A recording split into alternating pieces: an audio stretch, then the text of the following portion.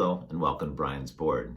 In a previous episode, I talked about diligence memos, which are checklists that investors use to assess early stage companies for their portfolios. Today I'm going to focus on the problem section of diligence memos and what are investors looking for here. One thing is customer insight. So what do you know about your customer? How well do you know your customer and the problem that they want solved? And what value propositions are important to them? What evidence can you provide that you know all these things?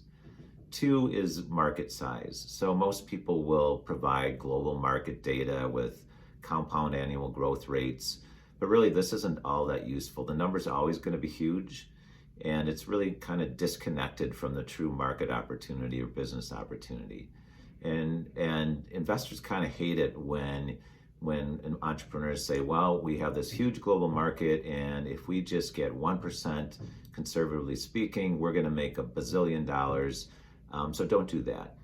Instead, drill down, use top-down and bottom-up approaches to come up with projections about revenue. And different investors are going to have different ideas of what they need in terms of market size. I've talked to some angels who say they're looking for eventually about $25 million per year, but it really can vary. And so for this reason, it's important to really know something about the specific investors you're approaching.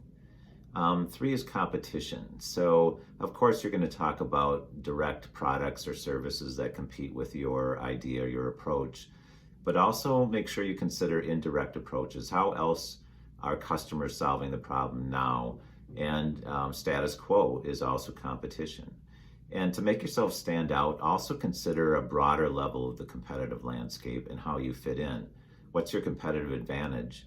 In other words, don't just make a checklist of products and features and how you are better on direct competition. Kind of give a thoughtful overview.